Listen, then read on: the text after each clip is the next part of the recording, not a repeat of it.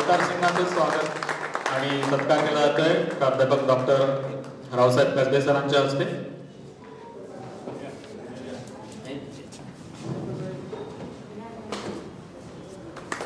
यामध्ये सन्मान चिन्ह, स्मृती चिन्ह, शाल आणि पुष्पगुच्छ असं याचं स्वरूप आहे।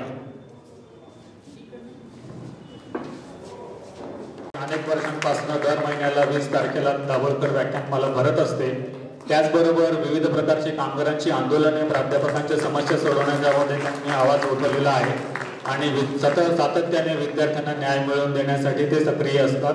मिलिंद वाघ सरांचे हार्दिक अभिनंदन।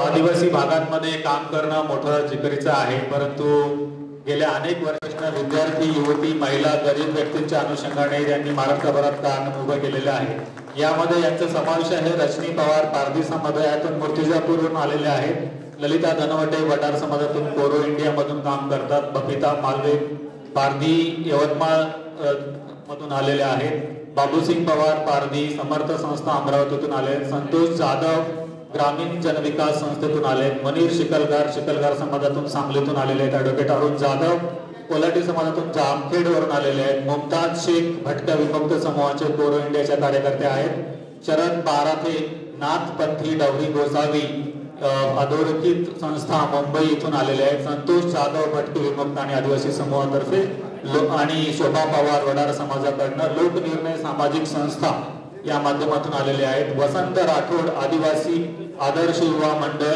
लक्ष्मण जाधव आदिवासी समूह दिलीप संस्था, अप्पाराव राठोड बंजारा कोरो इंडियाच्या कार्यकर्ता, देवीदास हादवे वासुदेव, हरदीप सिंग बावरी शिकलगार, राजेश शिंदे कुरमडे जोशी, किशोर अडवाडे नंदीवाले तिरमली, सिद्धार्थ पानपाटील आणि भारतीय भटके विमुक्त जमाती विकास संघटना आणि सिद्धार्थ पानपाटील छत्रपती शाहू महाराज संस्था अशी संपूर्ण संस्था संयोजन समिती म्हणून कार्यरत आहे आणि महाराष्ट्रभर यांचं काम सुरू आहे। जिथे कुठे मी सर्व उपस्थितांना विनंती करतो की या सर्वांचे आपण नाव आणि मोबाईल नंबर टिपून घ्यावेत आणि आपल्या परिसरामध्ये कुठे भटक्या विमुक्त आणि आदिवासींवरती काही अन्याय अत्याचार होत असतील तर त्यांनी त्यांच्याशी संपर्क साधावा अशी मी विनंती करतो। त्या सर्वांचं खूप खूप अभिनंदन। प्रिय संभाजी भगत क्रांतिकारी जय भीम।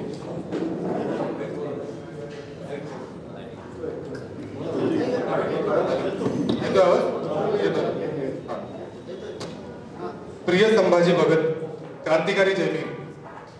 व्यवस्था बदलासाठी आणि क्रांती घडवण्यासाठी जन्माला आलेल्या भीमशाहिरीत आपले नाव सातत्याने तळपते आहे हे नमूद करताना आम्हाला अतिशय आनंद होत आहे। डॉक्टर बाबासाहेब आंबेडकरांचा जग बदलण्याचा विचार समाजाच्या मनात आणि मनगटात पेरण्यासाठी तुम्ही शाहिरी बरोबरच पोवाडा, गाणी, गद्यलेखन, नाटक, चित्रपट अशा सर्व माध्यमांचा धाडसाने आणि अर्थपूर्ण वापर केला। अनेकदा जोखीम पत्करून तुम्ही या साऱ्या मैदानावर उतरला। समाजाला चैतन्यमय बनवणारी आपली शाहिरी आणि गाणी कोट्यवधी लोकांच्या आणि 2-3 पिढ्यांच्या ओठावर रुळली आणि रुजलीही।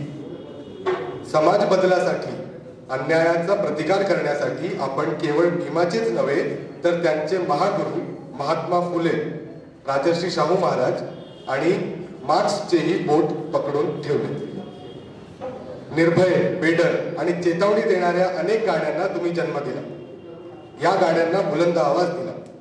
लग्नात वाजवायची नव्हे तर रणांगणावर वाजवायची रणहलगी तुम्ही सतत कडारत ठेवली।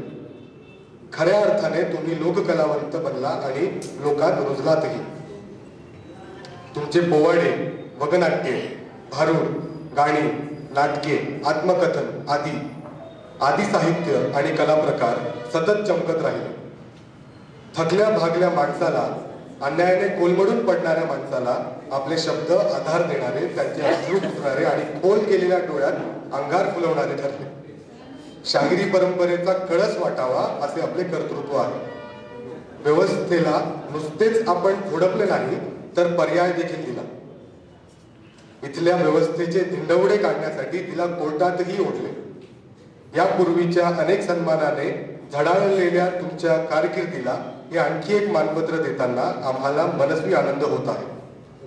तुमच्यातील वादळाचे कौतुक करताना भविष्यातही ते निळ्या लाल रंगात सजावे यासाठी शुभेच्छा देतानाही आनंद होत आहे. जय आहे. त्यांना अस्मितादर्श प्रबोधन पुरस्कार, मित्र मिफ्ता पुरस्कार, संत तुकाराम पुरस्काराने यापूर्वी सन्मानित करण्यात आलेले आहे. त्यांच्या कोर्ट या सिनेमाला राष्ट्रपतीचे सुवर्ण कमळ नी सन्मानित करण्यात आलेले आहे. त्याचबरोबर शिवाजी अंडरग्राउंड इन भीमनगर मोहल्ला याला मिफ्ताचा अवॉर्ड मिळालेला आहे. त्याचबरोबर दिल्लीच्या नॅशनल स्कूल ऑफ ड्रामा यांनी भरवलेल्या आंतरराष्ट्रीय भारतनाट्य नाट्य महोत्सवामध्ये त्याची निवड झालेली होती. या देशामध्ये बाबासाहेबांना ज्याची भीती वाटत होती किंवा ज्या काँग्रेसनी शहीदत्व पत्करलं, त्यांच्या मनामध्ये एक भावना होती की या देशामध्ये, या देशाची लोकशाही टिकावी, धर्मराष्ट्र येऊ नये. तो धर्मराष्ट्र दारावर आपल्या थाप मारत आहे. तर इतिहास घडवण्याचं काम जिवंत माणसं करत असतात आणि या जिवंत माणसांचा सत्कार आपल्या सर्वांच्या साक्षीने येतो.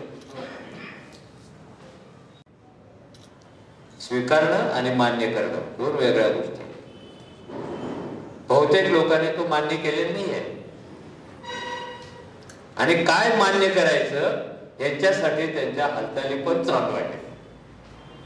कोण लिहून हालचाल करतं, कोण गाऊन करतं, कोण नाटकातून करतं, कोण सिनेमात, कोण भाषणातून, कोण श्रोता होऊन सुद्धा हा प्रयत्न करत असतो.